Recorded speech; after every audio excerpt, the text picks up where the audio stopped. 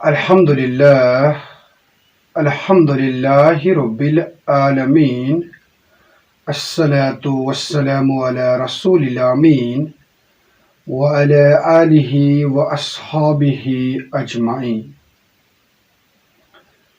قال الله تبارك وتعالى في الكلام الحكيم والفرقان المجيد فأعوذ بالله السميع العليم من الشيطان الرجيم بسم الله الرحمن الرحيم وإذ قال موسى لفتاه لا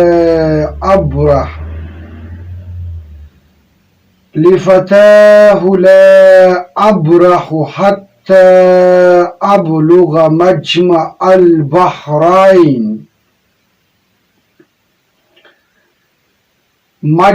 البحرين أو أمضي حقبا آمنت بالله صدق الله العلي العظيم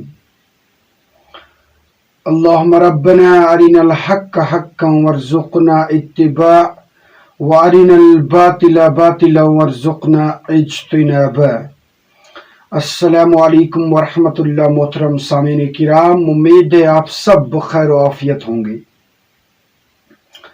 درس قرآن کے سلسلے میں آج میرے اوپر سورۃ الکہف رکوع نمبر 9 کے حوالے سے ذمہ داری عائد کر دی گئی. اللہ تبارک و تعالیٰ سے دعا ہے کہ حق بات بولنے کی توفیق عطا فرمائے. آمین ثم آمین.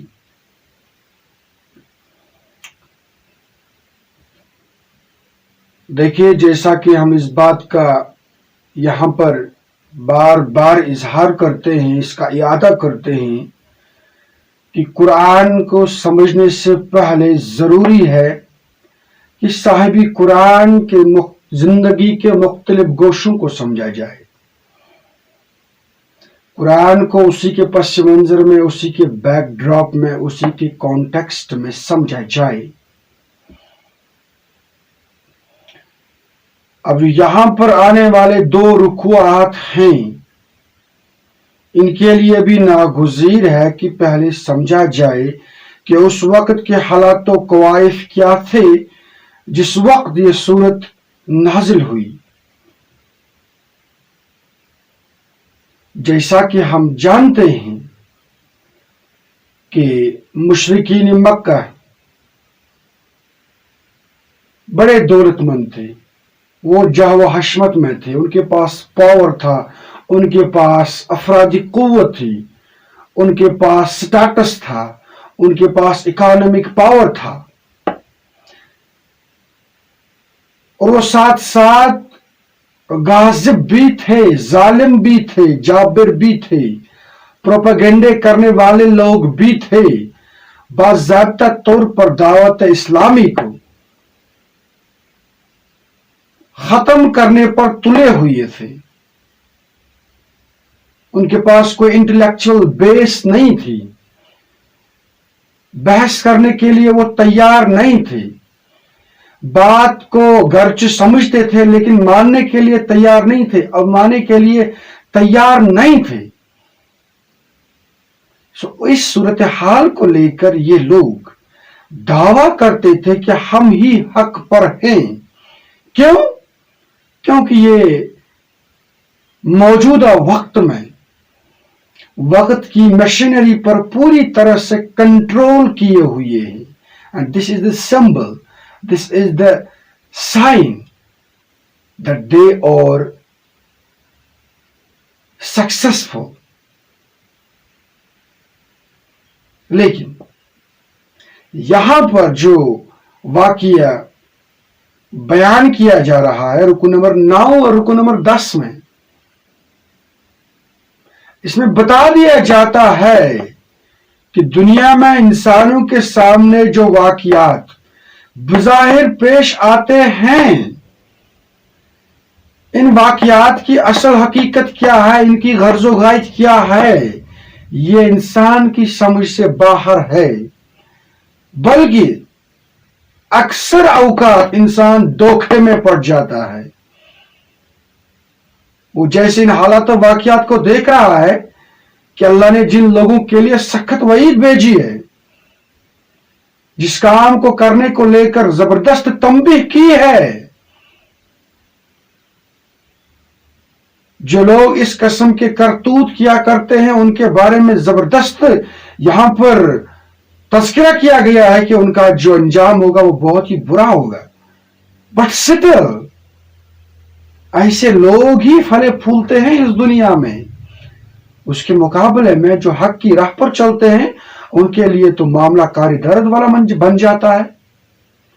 ایسے میں انسان طرح طرح کے خدشات میں مبتلا ہو جاتا ہے. بٹ ان آنے والے 2 رکوعات میں جو خاص واقعہ بیان کیا گیا ہے اس کا تذکر اس میں بتا دیا گیا ہے کہ this is not the final world. اور یہاں پر جو واقعات رونما ہوتے ہیں ان کی اصل غرض و غایت کیا ہے؟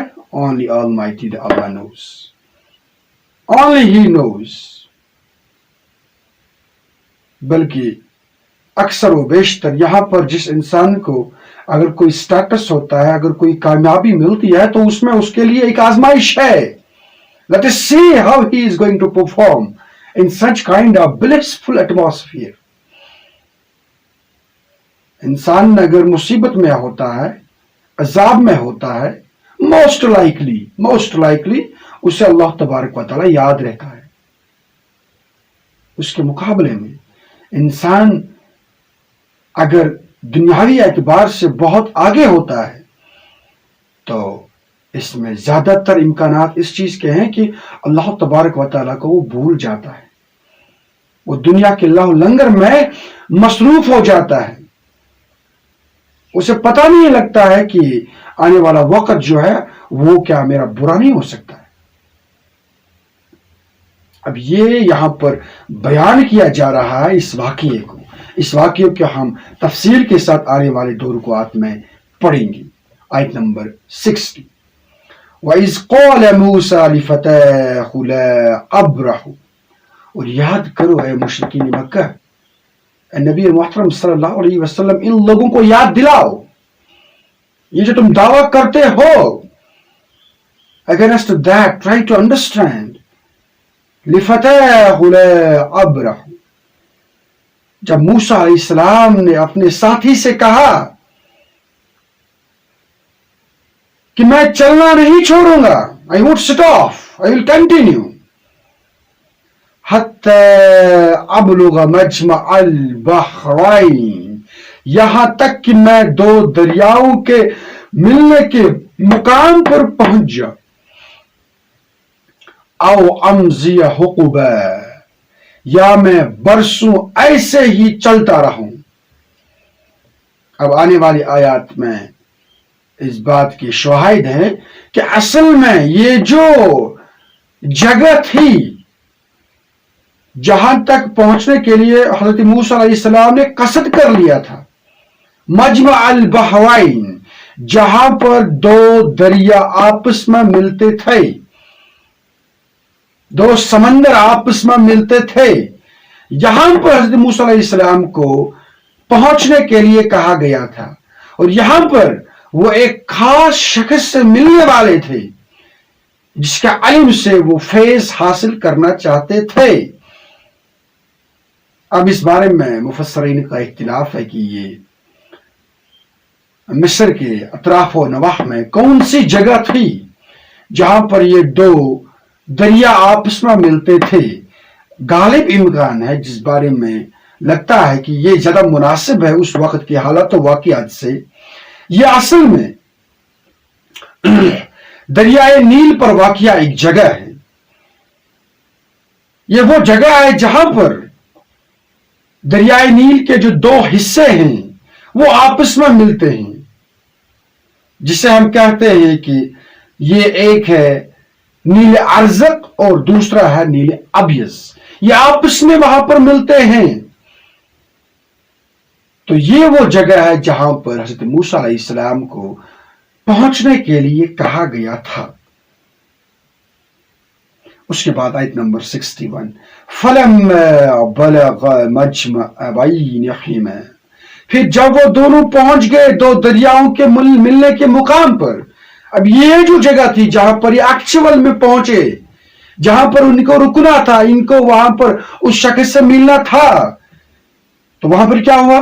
नसीहूतहुमा, तो वो अपनी मछली को भूल गए, तो फॉरवर्ड फत्तखज़ सबीलहु फिल बहरि सरबा, और इस मछली ने अपना रास्ता बना लिया था दरिया में सुरंग की तरह। आगे आयत इस आयत की मजीद तशरीह करते हैं। ये असल में अल्लाह तबारक व तआला ने मूसा अलैहिस्सलाम के लिए एक निशानी भेजी थी कि आप अपने साथ भुनी हुई मछली साथ रखें, तो जिस मुकाम पर ये भुनी हुई मछली जिंदा हो जाएगी और ये समंदर में छलांग लगाएगी, बिल्कुल ये वो जगह है जहां पर मजमा अल बहराइन है और जहां पर ये शख्स आपको मिलने वाले हैं।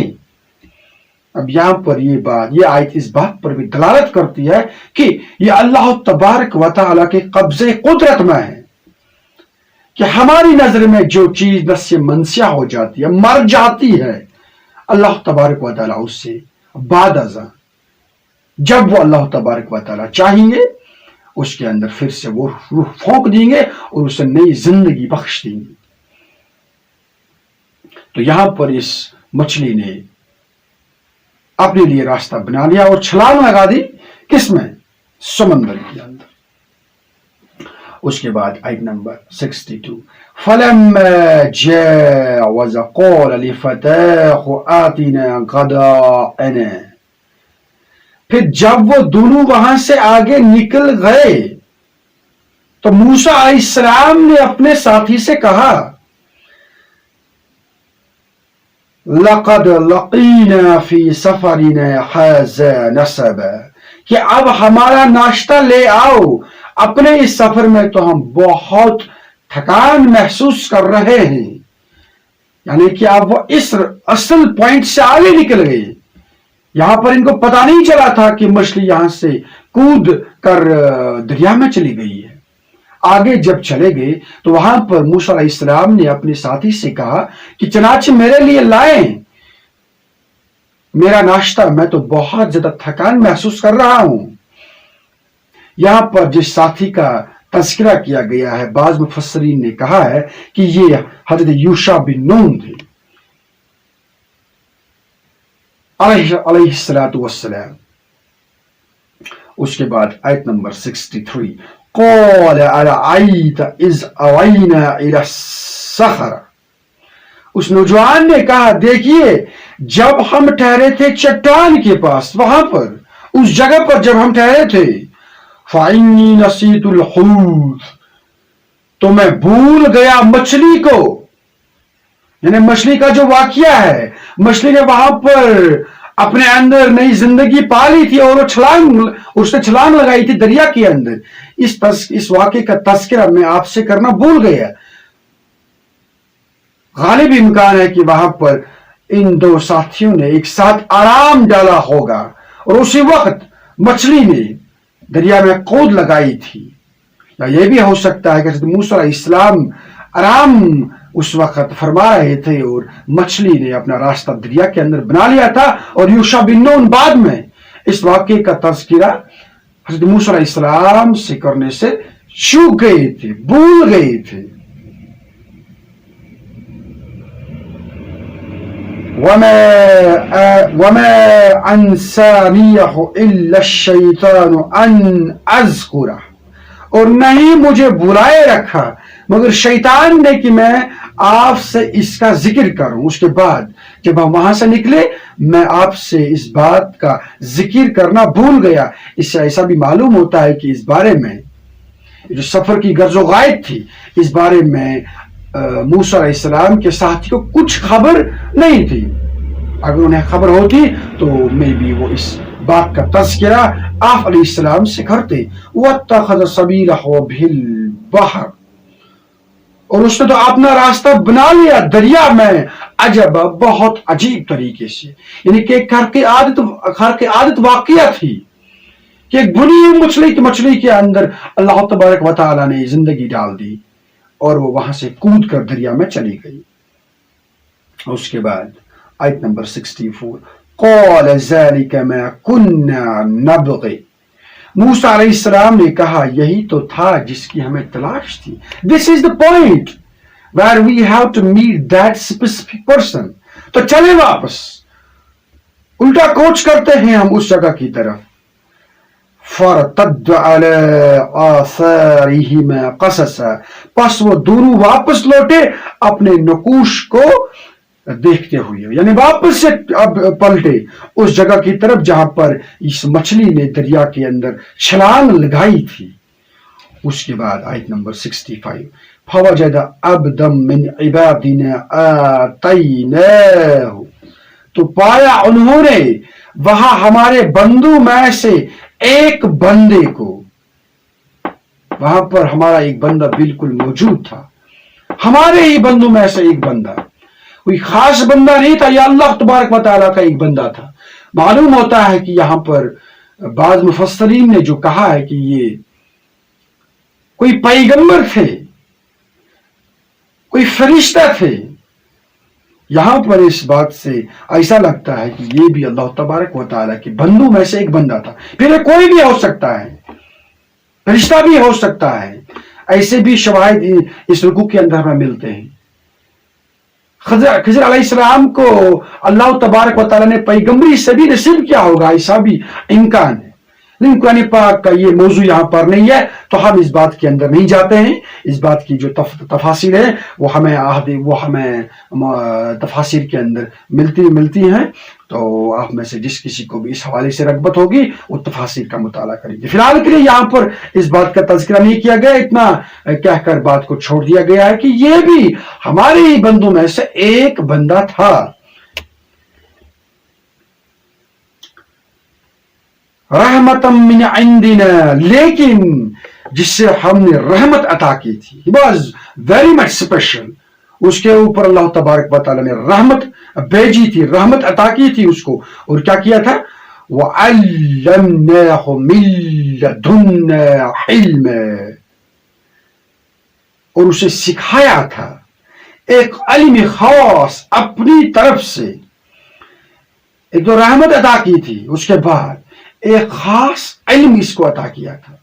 اور یہ علم کسی دوسرے عبد کو، کسی دوسرے انسان کو، کسی دوسری مخلوق کو عطا نہیں کیا تھا، خاص اس کو یہ علم عطا کیا تھا. من لدنا علما. ہم بھی کہتے ہیں کہ جب کوئی انسان کوئی خاص بات کہتا ہے تو کہتا ہے کہ یہ علم لدنی ہے، لیکن اصل میں علم لدنی یہاں پر جو معنی نکلتا ہے اس آیت سے، اس علم لدنی کو جو نکالا گیا ہے اس سے مراد یہ ہے کہ یہ وہ علم ہے جو ایکوائرڈ نہیں ہے، جس سے آپ حاصل نہیں کر سکتے ہیں کتابیں پڑھ پر، مشاہدے کر کے، ایکسپریمنٹس کر کے نہیں.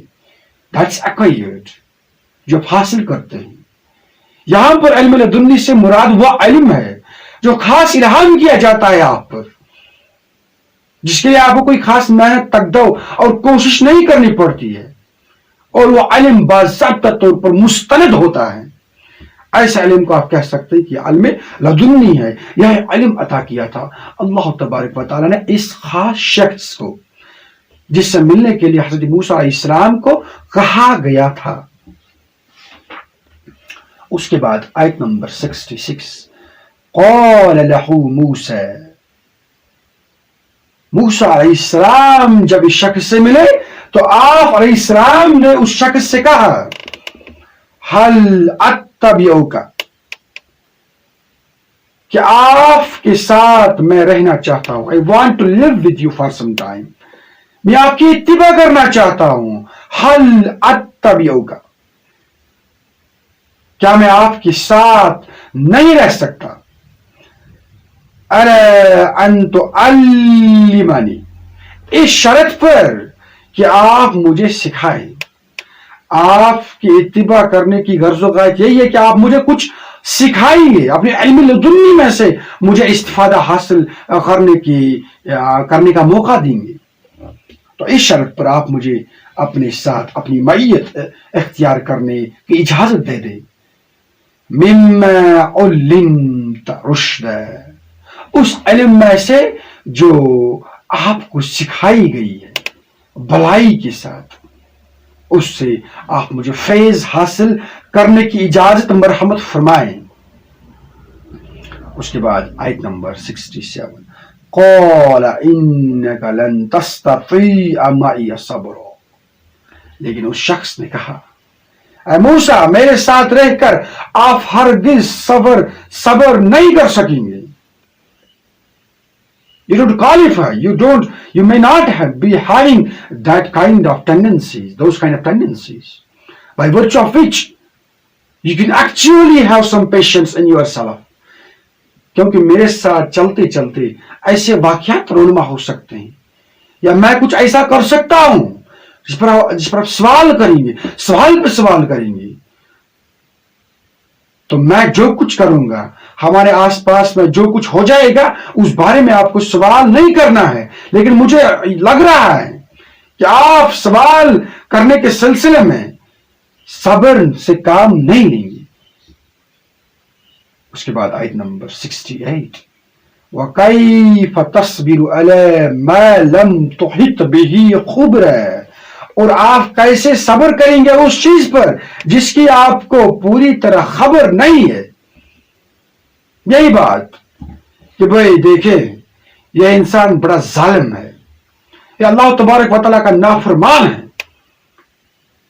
یہ غریبوں پر برستا ہے، حق بات سے منہ موڑ لیتا ہے، حق بات کہنے والوں کو پابند سلاسل کر دیتا ہے۔ اللہ کی نافرمانی میں یہ لوگ بہت آگے ہیں، اس کی جتنی بھی طاقت ہے وہ اللہ مخالف، ہم کہہ سکتے ہیں قوتوں کے لیے استعمال کیا جاتا ہے۔ ایسا شخص جب پھولتا ہے تو سیدھی سی بات ہے، ایک عام انسان کے ذہن میں سوال پیدا ہو سکتا ہے، بھائی واٹ، کیا یہ دنیا کوئی اندھیر نگری ہے؟ بھائی میں تو اللہ تبارک و تعالیٰ کا نہایت فرما بردار بندہ ہوں، میں حلال روزی کے لیے اتنا چوکن میں رہتا ہوں کہ ہر وقت یہ فکر لاحق رہتی ہے کہ میرے نوالے کے اندر ایک ذرہ بھی حرام کمائی کا نہ ہو۔ ارے بھائی اس شخص کو دیکھو، حرام کاری میں مبتلا ہے، بدکاری میں مبتلا ہے، پھر یہ کیسے پھلتا ہے، کیسے پھولتا ہے؟ یہ سوال انسان بار بار کرتا ہے، اس کے دماغ، اگر یہ زبان حال سے سوال نہیں کرتا ہے، لیکن اس کا جو دماغ ہے اس کے اندر یہ سوالات جنم لیتے ہیں۔ لیکن انہی سوالات کے بارے میں یہاں پر یہ خاص شخص موسیٰ علیہ السلام سے کہتے ہیں کہ جب تم دیکھو گے میری طرف، میرے کارناموں کی طرف، کرتوتوں کی طرف، تو آپ سوالات پر سوالات کریں گے۔ اس کے بعد آیت نمبر 69، قال ستجدنی ان شاء اللہ صابرا، موسیٰ علیہ السلام نے اپنی طرف سے یقین دلوایا، آپ مجھے انشاءاللہ صابر پائیں گے، I will try my best۔ موسیٰ علیہ السلام یہاں پر انشاءاللہ کہتے ہیں، یعنی کہ اللہ کے فضل و کرم سے I will try my best، مجھے کوشش کرنے دیجئے، میں صبر کروں گا۔ وَلَا أَعْصِي لَكَ أَمْرًا، اور میں خلاف ورزی نہیں کروں گا آپ کے کسی حکم کی، I will be obedient۔ اس کے بعد آیت نمبر 70، قَالَ فَإِنِ اتَّبَعْتَنِي، اس نے کہا اگر آپ میرے ساتھ چلنا چاہتے ہیں، فَلَا تَسْأَلْنِي عَنْ شَيْءٍ، تو کسی چیز کے بارے میں مجھ سے خود نہ پوچھنا۔ آپ مجھے کوئی کام کرتے ہوئے دیکھیں گے، آپ کی دماغ میں سوالات پیدا ہو جائیں گے، تو سوالات کو ظاہر نہ کریں، اس کی آپ کو تاکید کی جاتی ہے۔ حَتَّى أُحْدِثَ لَكَ مِنْهُ ذِكْرًا، یہاں تک کہ میں خود ہی آپ کو اس کے بارے میں بتا دوں۔ بالکل یہی سچویشن ہے کہ بھئی یہاں پر ہم چاہتے ہیں اس سوال کا جواب ملے، اس سوال کا جواب ملے، اس کے پیچھے کیا حکمت ہے۔ بعض دفعہ کوئی نومولود بچہ، معصوم بچہ مر جاتا ہے، کوئی ایکسیڈنٹ میں مر جاتا ہے، دنیا کہتی ہے ناحق مر گیا، لیکن اس واقعے کے پیچھے کوئی نہ کوئی مسئلہ ڈیفینیٹلی ہوگی۔ تو بہتر ہے ان واقعات کے تناظر میں ہم اپنی عقل کے گوڑے نہ لگائیں، بلکہ قرآن پاک نے تو سورہ بقرہ میں صاف کہہ دیا، واضح کہہ دیا کہ کسی چیز کے بارے میں یہ کبھی نہ کہا کریں کہ ہائے اللہ، ہائے میری شہمت. کیا ہے پتا؟ جس چیز کے بارے میں آپ سمجھتے ہیں کہ اس میں آپ کے لیے شر ہے، وہ آپ کے لیے خیر کا باعث بنے، اور جو چیز آپ سمجھتے ہیں اپنے لیے شر کا باعث، اس میں خیر ہو سکتا ہے، اور اس میں خیر ہو سکتا ہے، اس میں شر ہو سکتا ہے. تو یہ اللہ تبارک و تعالیٰ کی مشیت پر منحصر ہے. تو یہی یہاں پر کہا گیا ہے کہ حضرت موسیٰ علیہ السلام سے یہ شخص کہتا ہے کہ بھائی تم نے یہ کام کرنا ہے، میری طرف بس دیکھنا ہے، چلنا ہے، بلا چونو چرا میرے پیچھے پیچھے آنا، اور سوالات کے گوچھار نہیں کرنے. یہ شرط تھا، یہ کنڈیشن ہے. اصل میں یہاں پر مقصود تھا، ایک ہوتا ہے اللہ تبارک و تعالیٰ کے حکم تکوینی، دوسرا ہے حکم شریعتی. تکوینی اللہ تبارک و تعالیٰ کے دائرے اختیار میں ہے. یہاں پر کوئی واقعہ رونما ہو جاتا ہے، اس کی مصلحت ہمیں سمجھ میں نہیں آ جاتی ہے، یہ حکم تکوینی ہے. یہ اللہ تبارک و تعالیٰ کی مشیت پر منحصر ہے، بس اسی کی حکمت اس میں کام کرتی ہے، اسی کا علم اس میں کام کرتا ہے. اس کے بارے میں ہمیں ڈیفینٹ کچھ علم حاصل نہیں ہو سکتا ہے، کچھ معلومات حاصل نہیں ہو سکتی. لیکن اس کے مقابلے میں حکم تشریحی جو ہوتے ہیں، جسے ہم شریعت کہتے ہیں، جس میں ایک محدود سا اختیار دیا گیا ہے انسانوں کو، بلکہ ان کو مکلف ٹھہرا دیا گیا ہے، ان کے لیے اس بات کو فرض ٹھہرا دیا گیا ہے کہ اب جو چیزیں اللہ تبارک و تعالیٰ نے انسانوں کے اوپر چھوڑی ہیں، اس لحاظ سے نہیں انسان کوئی صاحب اختیار مخلوق ہے، نہیں، بلکہ اس لحاظ سے کہ انہیں ٹیسٹ کیا جائے کہ اللہ تبارک و تعالیٰ نے جو کام ان کو تفویض کیا تھا، اس کام کو عملانے میں کس حد تک کامیاب ہوتے ہیں. اب یہاں پر اصل میں سمجھنا مقصود یہ تھا کہ اللہ تبارک و تعالیٰ کے جو حکم تکوینی ہوتے ہیں، یہاں پر جو فیصلے نافذ کیے جاتے ہیں، ان کے پیچھے جو مشیت ہوتی ہے، جو حکمت کار فرما ہوتی ہے، وہ حضرت موسیٰ علیہ السلام اصل میں سمجھنا چاہتے تھے. بلکہ بعض روایات میں یہ آتا ہے کہ اس حوالے سے حضرت موسیٰ علیہ السلام نے اللہ تبارک و تعالیٰ سے استفسار بھی کیا تھا کہ آپ مجھے سمجھائیں. تو اسی کی ایک معمولی سی جھلک اس واقعے میں حضرت موسیٰ علیہ السلام کو دکھائی جا رہی ہے. اب آگے کی جو آپ کہہ سکتے ہیں کہانی ہے، آگے کا جو واقعہ ہے، وہ رکو نمبر 10 میں انشاءاللہ المستعان کل آپ سنیں گے. تو اس وقت آپ مجھے اجازت دے دیں اس دعا کے ساتھ کہ جتنا کچھ یہاں پر میں نے کہا، امید ہے اس میں اگر کوئی غلطی ہوئی ہوگی، امید ہے اللہ تبارک و تعالیٰ اس سے معاف کر دیں گے. سننے میں اگر کوئی چوک ہوئی ہوگی تو اللہ تبارک و تعالیٰ اس سے ہمارے دلوں سے محو کر دے. اللہ تبارک و تعالیٰ زیادہ بولنے سے اور زیادہ سننے سے زیادہ عمل کرنے کی توفیق عطا فرمائے. ربنا تقبل منا انک انت السمیع العلیم. السلام علیکم